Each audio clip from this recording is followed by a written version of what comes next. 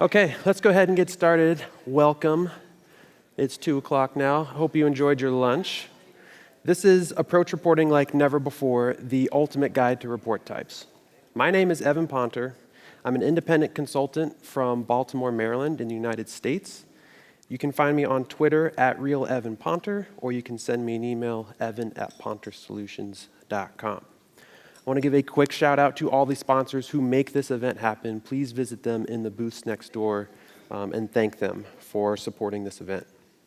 Now today we're talking all about reporting. So naturally, we're going to jump right into our Salesforce org and we're going to build a new report. Now the very first thing you have to choose when you build a new report is which report type do you want to use. And as we scroll through this list, there are dozens and dozens and dozens of options. The list sort of continues to grow. No matter how much you keep scrolling, you can never find the bottom. Now, if I'm trying to narrow this down, maybe I want to report on my account data. I still have way too many options here. Scrolling and scrolling forever. And a lot of times what happens as Salesforce professionals or people looking to get data out of their system, they don't understand all these different report types. Some of them are standard. They come with Salesforce out of the box. Some of them come with managed packages or any solutions you might have installed. They have their own report types. And if you've gotten frustrated with both of those options, you might have moved on to creating your own custom report types, which just continues to add to the clutter that we're seeing here. And what ends up happening is people get frustrated and they sort of cross their fingers, hope for the best, and they choose a report type. That sounds close enough, right?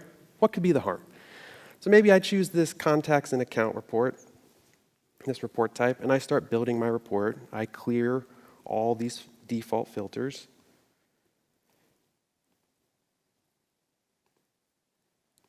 And I start working on getting all the groupings just right, adding the fields that I want. I spend a lot of time in the report builder not being sure if this is the right report type yet. So maybe I add in the account name field, and I start realizing right away there are problems with the data that I'm looking at. I thought I was running a report on my account records, but I'm seeing duplicate records here. Why does this Annapolis Rotaract Club show up twice? Why does Harley Davidson Fort Washington show up twice? That's not what I wanted with these results. Maybe you continue building and you found out that, okay, this is cool. I have access to my contact data. I have access to my account data, but I want to pull in the email field from the account owner. How do I get that field into my report results? I know the data is related. I just don't see it here in the report builder. And the last thing that happens is people run their reports. They might have gone through the effort of setting this up on a dashboard, which takes a lot of time again.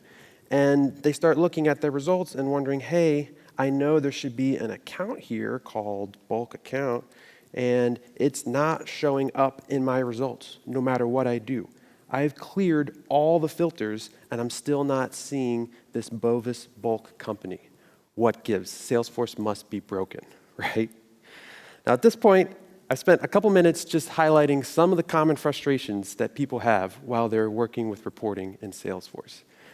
And for the rest of this presentation, I want to spend time focusing on a better solution, so you don't ever run into this time-wasting problem ever again where you're frustrated with the report building engine. And the first thing I want to clear up is the reason why you're not seeing the records you want to see in your report. So let me get back over to my slides. There are 5 distinct reasons that I want to cover in great detail. So let's go through them one at a time. Filters, filters, filters, filters, filters. The reason you're not seeing the data you want to see is because it's being filtered out. At some point, at some level, it's always filters when we're working with reports. Now, I don't want to be too cheap here, so there are 5 kinds of filters to be on the lookout for. You have things that can be controlled in the report building experience. Filters 2 through 5 up here. If you need to make an adjustment to a field filter, a time frame, a cross filter, or if you even need to adjust your visibility settings for sharing rules on your object, you can do all of those things and you don't have to start over with the report that you've started building. But that very first filter being applied to your report is the report type. And it's not something you can change on the fly. So as soon as you choose a report type, you've applied a filter and you've sort of baked into that for the rest of your report building journey. And once I realized how important it was to get that report type right, because it's the first filter and it can't be changed, I spent a lot of time digging into what makes a report type work. How are those filters being applied? And really, more importantly, how can I set up a very flexible report type so I don't ever get into this situation where I'm wasting a lot of time trying to build a report with Salesforce data? So I started doing some experiments. And right away, I learned you can't adjust standard report types, unfortunately. So that brings us to the world of custom report types. And I wanted to understand all the different ins and outs of what happens on a custom report type. So the first thing you have to choose is a primary object. And what's important about this is every single piece of data in your report results must have a relationship back to the primary object. Now, when we start simple like this with just one object here, this is accounts. I'll zoom in a little bit. It's pretty straightforward what you're going to see in your results. You're going to be looking at a list of account records. You're not going to see any other records in your report results. But as we add another layer here, two major things happen. Let's say I choose opportunities. First, we have fundamentally changed what our results are going to look like. No longer are we looking at a list of accounts. Now we're looking at a list of opportunity records, and each one of those opportunities must specify an account. That is the filter that's being baked in every time you add a level of object relationships here in the custom report type builder. And as we keep going, working our way down our data architecture hierarchy, it's the other thing I learned here, the list of objects that you are choosing are child objects from the level above it. So you're working your way down from parent to child object, downwards through your data architecture hierarchy. So let's say I did accounts with partners and I add a third layer. Again, I am fundamentally changing what this report results are going to show me. Now it's a list of contact records. Each one specifies a partner, and each one of those partners specifies an account. Two filters, and our results are showing us contact records. And if I add a fourth level here and choose opportunities, the same thing happens. I've changed this to a list of opportunities. Each one must specify a contact. Each one of those contacts specifies a partner. Every one of those partners specifies an account. This is in no way or shape an accounts report anymore. All the data in our results must have a relationship back to that account object. And if any one of these lookup fields are blank along that path, that data is filtered out. And there's no way you're going to get those results into your report when you're at runtime. Now, this scenario we've just built is sort of what Salesforce almost encourages you to do in order to get fields from multiple objects into the report builder. But what we have here is a very specific scenario. It is not flexible at all. And it's a little confusing to think about it because the effects of the primary object versus the object at the bottom being what we're actually reporting on. But I took all of these lessons about how report types work, and I figured out there's a better way to do this. Instead of starting at the bottom or starting at the top and working our way down, we can start at the bottom of our data architecture hierarchy and flip this entire model upside down. We simply choose which object we want to report on to be the results of our report, and we bring in reference fields from any object above it. So all those parent fields, great-grandparent fields, great-great-grandparent fields, we can bring those in using the custom report type layout. So let me show you the concept of what that does when we're building our reports. So I'm going to take that same example from before, but instead of choosing accounts as our primary object, I'm going to start with opportunities as the primary object, because that is what we were seeing in our results anyways, was a filtered list of opportunities. We just want to remove those filters. So I specify opportunities as the primary object. I edit the custom report type layout, and I can bring in reference fields from those same 4-object hierarchy we were just looking at. And with a few extra clicks, I can bring in almost any reference field that I have from any object that lives above the opportunity in the data architecture hierarchy. What I'm saying there is you can traverse any lookup field or master detail field in order to gain access to a field on a related object. And it's working your way up. This is a huge point. It's going to come up in the questions. You start on an object and you work your way up your architecture hierarchy. So you start with the related object and work up to the parent object. And you can bring in a ton of different things. You can have up to 60 different objects. That's 60. Way more than the 4-object limit that you get when you work top down. You also have the ability to add 1,000 fields to a custom report type layout. There's a ton of flexibility to get some really impactful data in there. What I call this is the Deluxe report type framework. There's nothing you need to buy. There's nothing you need to install. If you have the ability to manage custom report types, you can build a Deluxe report type today, right now. There's nothing stopping you. So let's do one right now. I'm going to start over with this one. And so I'm in the setup menu under report types, and I'm going to build a new custom report type. And for the primary object, this is the object who you want its records to show up as the results in your report. So when you look at all the detail rows in your report results, it's going to be a list of opportunity records. For the label, I like to call this the name of the object and then Deluxe in parentheses. This naming convention is going to help us when we go to clear up all that clutter from the report type selection screen. So make sure you stay consistent with your naming convention.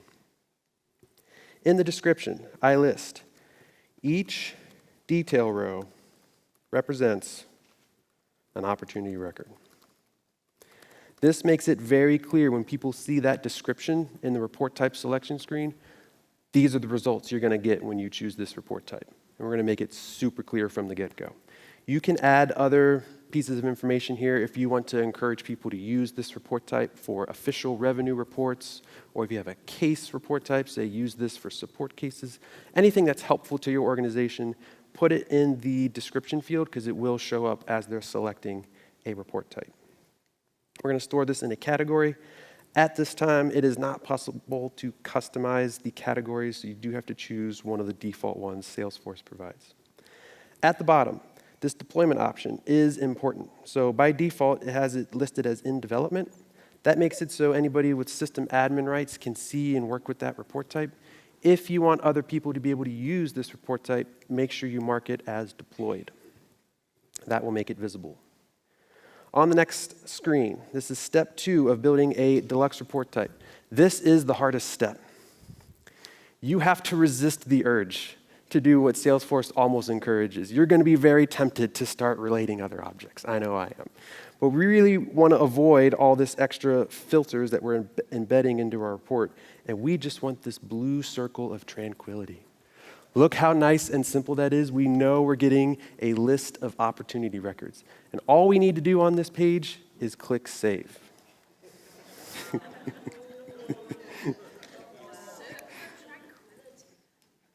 Now, at this point, I wish that Salesforce would add this as a third step because they tell you, hooray, you're done. You've created your custom report type. But there's actually one more very important step that we need to do, which should be step 3 of the wizard. Down here at the bottom of my new custom report type are the fields available for the report. And there's this edit button right here. It's been looking at us the whole time. It's always been there. This is not new. So I click Edit Layout, and this is where a lot of the magic happens. If you've never seen this screen, there's a ton of different features here. I'm going to cover most of the highlights.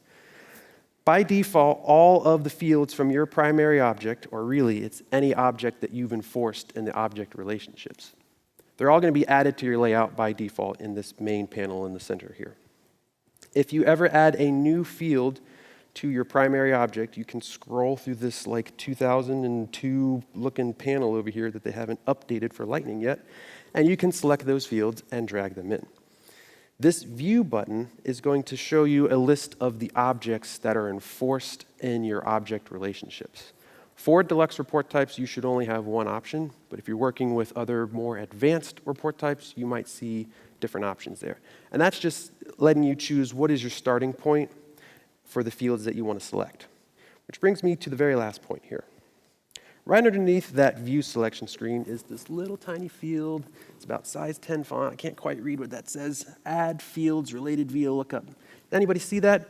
It should be 1,000 times bigger and have fireworks, because this is where you can traverse those relationships from your primary object and start bringing in reference fields from any parent object, grandparent object, great-grandparent, and great-great-grandparent. So let's do a little bit of that. If you watch the path here, I've started on opportunities. I can traverse this contact relationship. I can select all of the fields from the contact object. Everything available there is selectable. Now, what I encourage you to do is you have a 1,000 field allocation here across all the fields you want to reference. So if you know there are fields you're not using in your implementation, don't waste a seat on them. You will very quickly burn through your 1,000 fields if you have a couple big objects that have 800 fields on them. So for me, I know we're not using other address on the contact object, so I've deselected those so I can free up those seats for more meaningful information we want to bring in. So I select everything I want to bring in. Those fields have a little magnifying glass icon that lets you know that's a reference field from some other object that's not your primary object in the report. And I like to organize my fields into sections. At a very minimum, one section per object that you're referencing.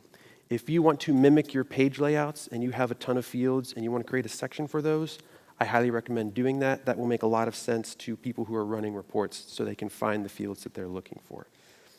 So down here at the bottom, you can click Create New Section. I'm going to call this Contacts for our bare minimum organization, and I'm going to select all those fields using the Shift key, and I'm going to drag those down all at the same time.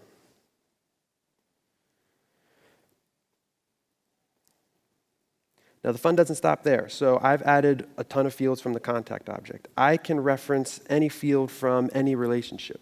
In fact, I can traverse multiple levels. So if I go through that contact relationship again, you'll notice all of my lookup fields and master detail fields also have this view-related fields hyperlink next to them. And all you need to do to get access to those fields is just click on that link. So we're going to go up to the account, and we're going to pull in all the account fields that we want to use. Again, freeing up the seats for anything we know we're not using. I will clear up this shipping address. We bring those in. We create a new section for them. And we drag all those fields down to the new section. Now we can keep doing this. We can spiderweb our way around our org and bring in all these reference fields that we need to report on in our report on opportunity records. So let's do something crazy here. Let's go from the opportunity up to the contact, up to the account, maybe the account owner, and I want to look at some fields from the account owner manager. If you look at the path here, I've started on opportunities. I've traversed 4 relationships, which gives me a total hierarchy of 5 objects. That's one more level than you can normally go if you're doing that top-down strategy. And it tells you at this point, maximum lookup limit reached. That means you can only go 4 steps away from your primary object. But you can do that for up to 60 unique objects. That's 60. So a lot of possibilities here to bring in data from all over the place. We can select all these fields, clear anything we know we're not using, and bring them in. Now I do this very specifically to show you something. For these fields that come from an object that's very far away, they have a very long default naming convention when you start to work with them in your report builder. And they look awful if you go to group your data by that field, because the label is a mile long. There's a couple other tricks we can do here. If you double click on any field, or if your trackpad's being annoying, you can click on a field and choose this Edit Properties button. It's going to open up a window with a couple options for you for that field. The first option is Display As. This is that default naming convention Salesforce applies that's about a mile long. You can actually change this to anything you want. You can shorten this up. You can make it meaningful. I've even had use cases where two different departments want to report on the same field, but they want to call it different things. You can set up a custom report type for each department and give them their own labels so the data makes sense to them. So what we can do here is, instead of having this mile-long label, I'm going to just shorten this up to manager account and click OK. The other option we have on those fields is this checked by default checkbox. And what that does is any fields you have checked by default are included as columns anytime you set up a brand new report using this report type. So it's a great way to jumpstart people and give them a template to work with so they're not staring at a blank screen. Give them some useful columns in their brand new reports. Now you can edit these details in bulk. So if I select all of these fields from this section using the Shift key, I can click on that Edit Properties button, and it'll show me all those details for all of those fields on one screen. And once I figured out how to do this, this also changed the way I manage my reports. So I like to shorten up those mile-long names for the entire section, right? And I was tired of doing it one at a time. So I was like, there's got to be a way to do this. So I found, after some research, there's a Google Chrome extension called Search and Replace. And all you need to do for that modal field that pops up is right-click on it and choose Show as Tab, and it gives you access to all of your Google Chrome extensions. This is a browser extension that I'm using here. So this Search and Replace extension will let you search for any text on the screen and replace it with something else. So what I've done here is I'm going to highlight everything I want to get rid of, copy it, go into my Search and Replace extension, and hit Replace All. And I've just shortened the labels for an entire section of fields all in a couple clicks. It's phenomenal.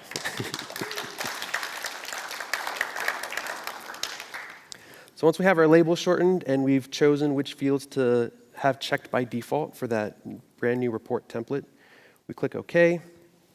The only other two things to note about the custom report type layout page. You should be saving early and often. I'm going through the demo, so I'm doing a lot of things, but don't lose your work. So I highly recommend saving at incremental steps. The last thing is, on any report that you build, there's this default time frame filter, and it chooses a field. And I've had people wonder, hey, I don't want to use close date as the default field here. I actually want to use created date from the opportunity. You have control over that based on the order of date and date time fields in the report type layout. It's just top down. So if you want to use created date instead, all you need to do is drag that field to be the first date or date time field that appears. And now your default time frame filter will use that field. Okay, so we've gotten the report type layout set up. Let's hit save, and then I want to show you, let's go back over here. So now we're going to clean up the layout. So we still have this problem. We've created our brand new wonderful Deluxe report type. In fact, you can do this for any object you want to report on. I'm showing you an example for opportunities, but if you want a Deluxe report type on accounts or contacts or any other object, this works with standard objects, custom objects, any object, you name it. There are a few standard junction objects where you're not going to be able to select them as the primary object, in which case you can enforce that relationship if it's a master detail field. You're adding a filter, but every one of those child records is going to specify a parent because it's master detail, so that's okay. So that comes up if you're working with campaign members or a few other things that will probably come up in the questions. Okay, so we still have this problem where there's a million different choices here. I'm actually really excited to be able to show you this in Lightning for the first time, ever. Salesforce just came out in summer 22 with the new Select Report Type screen, and it has a ton of new features in it, which are really useful for cleaning up this experience for people.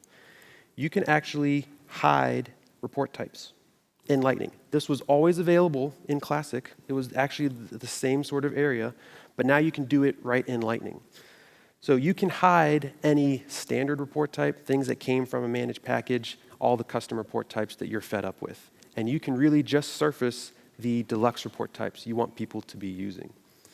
So I'm going to go through here and maybe hide solution categories. I don't even know what that is. And any report types that I've chosen to hide are going to show up down here in the hidden report types folder, essentially. So if you ever want to bring something back to life, you can say, actually, I want to show this report type. So you can toggle back and forth as needed.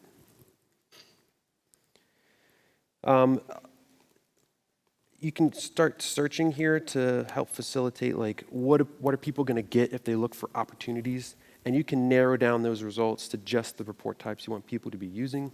I showed this example very specifically because for some standard Salesforce objects, they have some nifty report types that you cannot recreate as custom report types. So for opportunities especially, you're going to want to keep maybe that standard report type if you want to be sure all fields are included.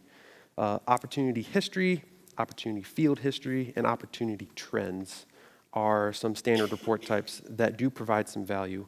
Otherwise, you really want people to be using your Opportunities Deluxe tailored report type that has all those impactful, useful reference fields that you're bringing in from all other objects. So at a maximum, I would say there's probably 5 report types you might want to make available for any given object if they support these features. If you're really cutthroat about it, I've had some clients who say, no, I don't want any of that. I just want Deluxe report types. So when they go in, they just search for the word Deluxe, and they see a list of their Deluxe report types. And they've hidden everything else. So they really only have a dozen choices here for all the reports they would ever create in their org. You can do whatever makes most sense for your organization. I'm here to give you options and hopefully some answers. The other thing I really like about this screen is it helps you with maintenance. So as you're building and adding new fields to your implementation, you are going to have to maintain these Deluxe report types manually.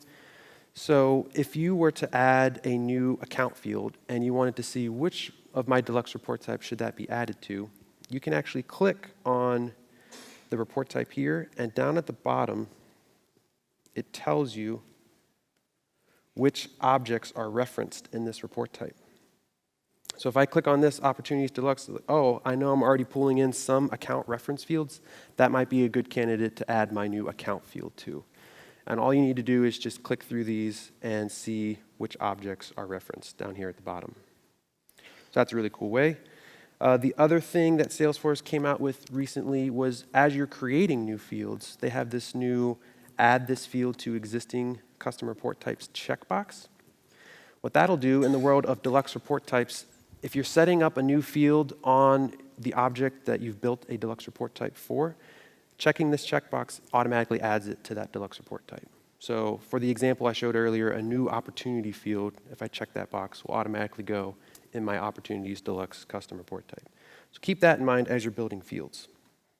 But it doesn't work on, if you're doing an opportunity one, it doesn't work on. Right, so if you add a new field to some other object and you want to include it in a different Deluxe report type, that's where you'll have to do it a little bit more manually.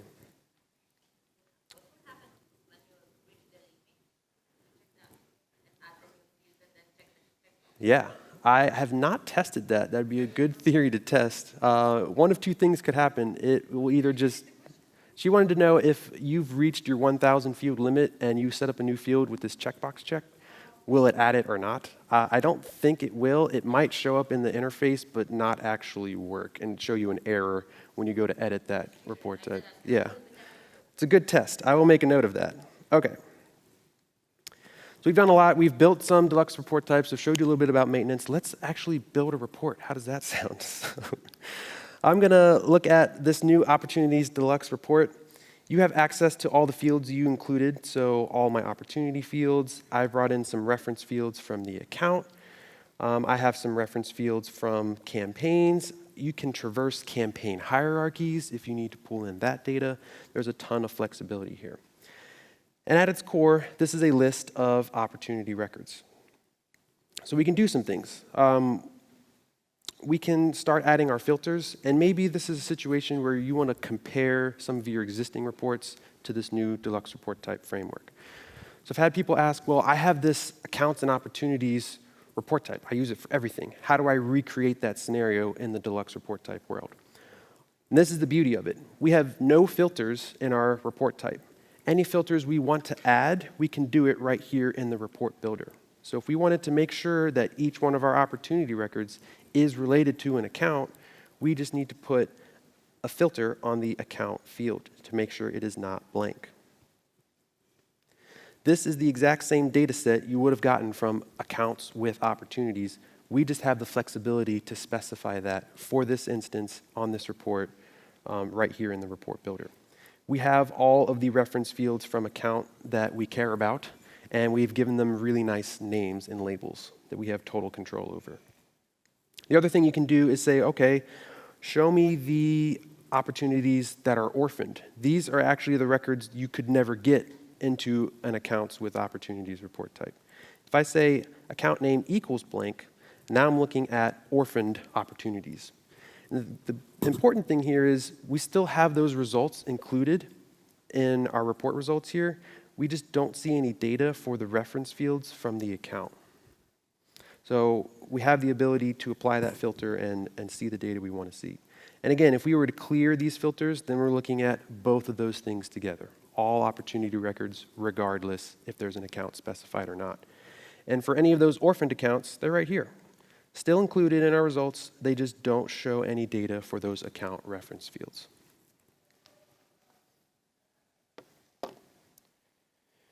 Okay, moving along here. How do you know which report type to choose for any given situation? So that's really coming back to making sure that people are choosing the right primary object. You want to drill it into their brains. What kind of records do you want to report on? What shows up as the detail rows in your report results when you expand everything? And that's really going to help pick the right report type from the get-go. And that's going to be a case-by-case basis depending on what you're trying to report on. But a lot of the frustrations people have with seeing duplicate records is because they've chosen an object that is too far down in their data architecture hierarchy. Let me show you what I mean by that. So in this opportunities report, we might have duplicate accounts because this same account might have multiple opportunity records. What we really want is instead of an opportunities deluxe report type, we really want an accounts deluxe report type. That gives us full confidence that we're only going to see each account record one time because we're looking at a list of accounts here. And if we needed to apply some filters based on the related opportunities, we can still do that. So here's another trick you might not be aware of. In the filter section, underneath this drop-down menu, so it's buried 2 steps deep, there's this add cross-filter option, which gives you some really complex and advanced filtering capabilities. What this is saying is, I'm looking at a list of account records, but only show me accounts that have opportunities. And to take that even a step further, you can say, only show me accounts that have opportunities that meet this criteria. And what you're able to choose here are fields from the child object. Even though they can't be brought in as columns in this report, you can still say, only show me accounts with 1 opportunities and filter that list down. That usually saves 2 hours of work that people do exporting separate reports, going into Excel, and trying to deduplicate their account records. Use cross filters. I do a whole nother session on cross filters that goes through a bunch of advanced scenarios. Tons of fun stuff here, but I wanted to at least point out the clearing up the duplicate record issue. Make sure you're using a report type that's reporting on the records you want to see in the tabular results here. The last couple things I want to share with you. You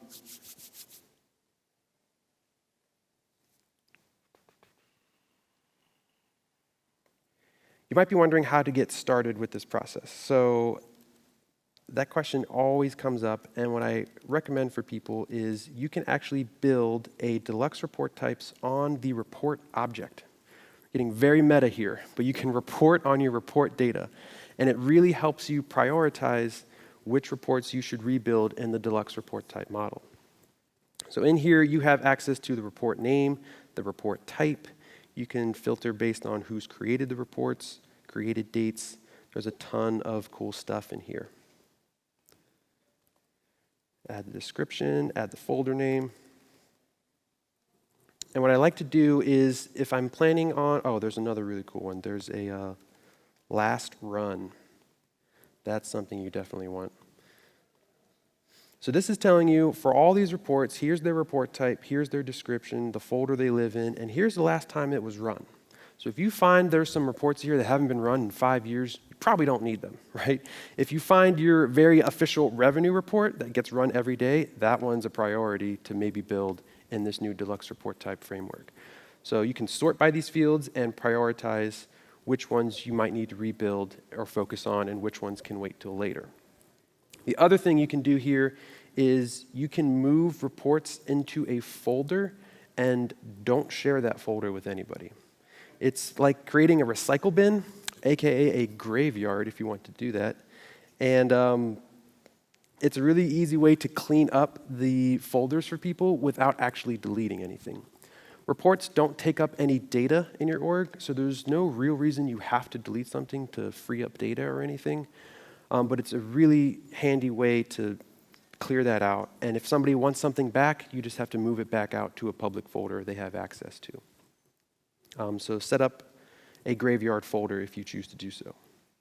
What do you call it? Recycle bin, graveyard, trash, I don't know. Be creative. Let's see here.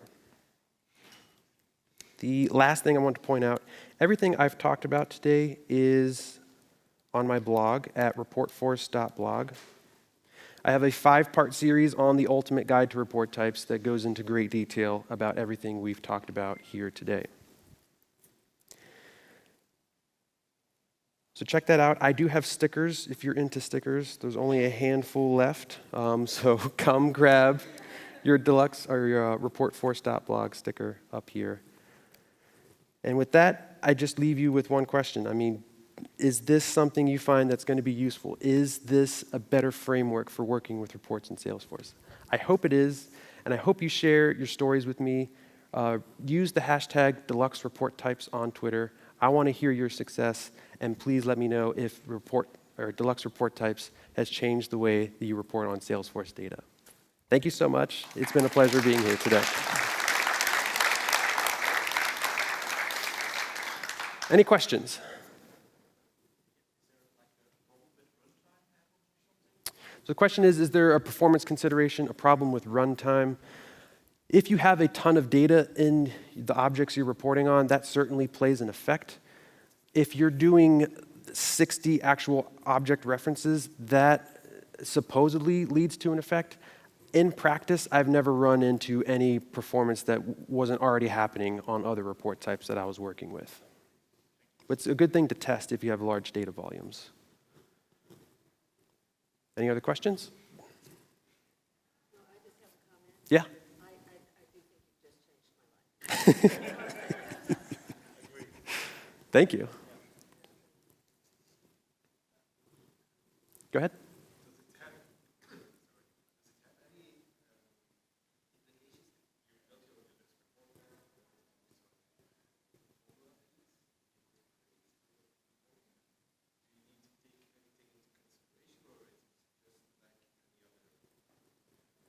Yeah, so the question is, are there any considerations for building formulas? Are you building formulas in the report or on the object?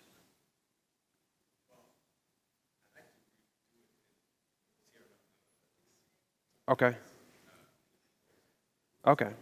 Yeah, so, yeah, all the same features you have access to as far as building, where am I here on the outline? Summary formulas you can still do in your Deluxe report type. So let me group these fields. All of these features are still available. There's no performance consideration I've seen from adding summary formulas.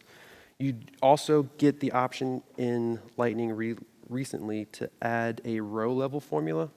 It's essentially the same thing as a formula you set up on the object, but it only lives in the report. You get one of these in the report builder, so once you set up one, you can't add a second one. I haven't had any performance problems from doing either of these things using the Deluxe report type framework. Any other questions, thoughts? Well, thank you so much. I'll be here for the rest of the day. Please stop by and say hi.